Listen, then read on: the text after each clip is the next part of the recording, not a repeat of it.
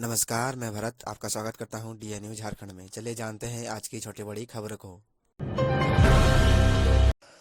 आदिवासियों का पर्सनल बचाव महाजुटान मधुबन में आज झारखंड समेत इन राज्यों से भी पहुंचेंगे लोग। मरांग बुरु पर्सनल बचाव आंदोलन के तहत मंगलवार को मधुबन में महाजुटान होगा।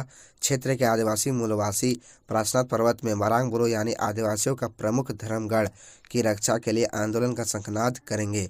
ऐसे में महाजुटान को लेकर प्रशासन मुस्तैद है। सोमवार को मधुबन बाजार सहित आसपास के इलाके में एएसपी हरीश बिन जमा, डुमरी एसडीपीओ मनोज कुमार समेत भारी संख्या में पुलिस बल के जवानों में फ्लैग मार्च निकाला। इस बात को लेकर एसडीपीओ मनोज ने बताया कि रैली व आम सभा के दौरान विधि व्यवस्था बनाए रखने को लेकर प्रशासन पूरी तैयारी कर ली गई है। बाल विकास परियोजना में भर्ती के नाम पर फर्जीवाड़ा, सोशल मीडिया पर इंटरव्यू का विज्ञापन। जेएसएससी की तरह अब महिला बाल विकास एवं सामाजिक सुरक्षा विभाग की बाल विकास परियोजना में नियुक्ति के नाम पर फर्जीवाड़े का खुलासा हुआ है। इसके बाद विभाग ने इस नियुक्ति को फर्जी करार दिया है। समाज कल्याण निदेशक ने इस संबंध में सोमवार की देर रात निर्देश जारी कर दिया है। समाज कल्याण निदेशक ने स्पष्ट किया है कि बाल विकास परियोजना कार्यालय द्वारा इस प्रकार की कोई नियुक्ति प्रक्रिया नहीं हो रही है, ना ही इससे संबंधित कोई पत्र कार्यालय से निर्गत है। यह पत्र पूरी तरह फर्जी है। सिस्टम बेहतर होगा तभी विकास पथ पर आगे बढ़ेगा झारखंड, हेमंत सोरेन। मुख्यमंत्री हेमंत सोरेन ने कहा कि राज्य के अंदर विधि व्यवस्था आपराधिक घटनाओं और महिला उत्पीड़न की घटनाओं को चुनौतीपूर्ण तरीके से लेते हुए पुलिस बेहतर काम कर रही है। शांति का माहौल पुलिस की सक्रियता से ही कायम है। राज्य को बेहतर दिशा देनी है तो बेहतर व्यवस्था खड़ी करनी पड़ेगी। कांके में 0 तक गिरा पारा, सर्द हवाओं का सितम, जमने लगी ओस की बूंदें। रांची समेत पूरे झारखंड में सर्द हवाओं का सितम सोमवार को भी जारी रहा। इसके चलते कांके का पारा 0 डिग्री पर पहुंच गया। साथ ही सुबह के वक्त यहां खेतों में ओस की बूंदें जम गई। हालांकि रांची में धूप खिलने से कुछ राहत रही। मौसम विभाग के अनुसार राज्य में अगले 3 दिनों तक मौसम में बड़े बदलाव की संभावना कम है। इसके बाद रात के तापमान में वृद्धि हो सकती है, जिससे लोगों को ठंड से थोड़ी राहत मिलने की आसार है। इंस्पेक्टर की वर्दी फाड़ी, वारंटी को कस्टडी से जबरन छुड़ाया। अब जेल गए बीजेपी विधायक ढुल्लू महतो। वारंटी को पुलिस हिरासत से छुड़ाने तथा पुलिस की वर्दी फाड़कर सरकारी काम में बाधा पहुंचाने के मामले में बागमारा के भाजपा विधायक ढुल्लू महतो ने सोमवार को कोर्ट में सरेंडर कर दिया। इसके बाद एसडीजेएम अभिषेक श्रीवास्तव के कोर्ट ने ढुल्लू महतो को न्यायिक हिरासत में लेकर जेल भेजने का आदेश दिया। पुरानी पेंशन योजना को लागू करने के लिए युवा दिवस पर रेलवे कर्मचारी धरना, युवा कर्मियों की होगी बड़ी भागीदारी। नई पेंशन योजना समाप्त करने और पुरानी पेंशन योजना को लागू करने के लिए 12 जनवरी को युवा दिवस पर रेलवे कर्मी धरना प्रदर्शन करेंगे। रेल कर्मचारियों का आंदोलन All India Men's Federation AIRF के दिशा निर्देश पर ईस्ट सेंट्रल रेलवे कर्मचारी यूनियन के बैनर तले होगा। धरने को लेकर तैयारियां शुरू कर दी गई है।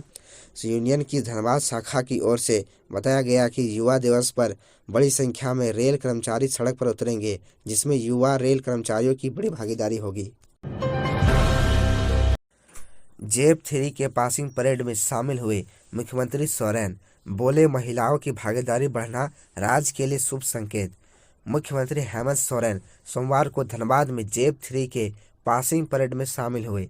इस मौके पर मुख्यमंत्री ने कहा कि प्रशिक्षित जवान राज्य के विधि व्यवस्था को ठीक करने और महिला उत्पीड़न को समाप्त करने के लिए काम करेंगे।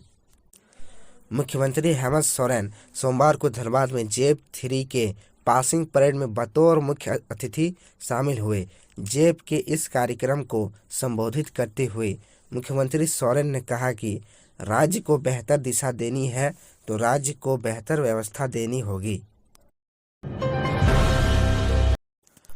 खदान में काम न करने वाले कर्मचारी और ऑफिस में बैठे अधिकारी भी उठा रहे अंडरग्राउंड भत्ते का लाभ। बीसीसीएल के कर्मचारियों और अधिकारियों को लेकर चौंकाने वाला खुलासा हुआ है। इसके तहत जो कर्मचारियों और अधिकारियों कोयले की खदान में काम नहीं कर रहे हैं और वहां के लिए कार्यरत नहीं है, वो भी अंडरग्राउंड भत्ते का लाभ उठा रहे हैं।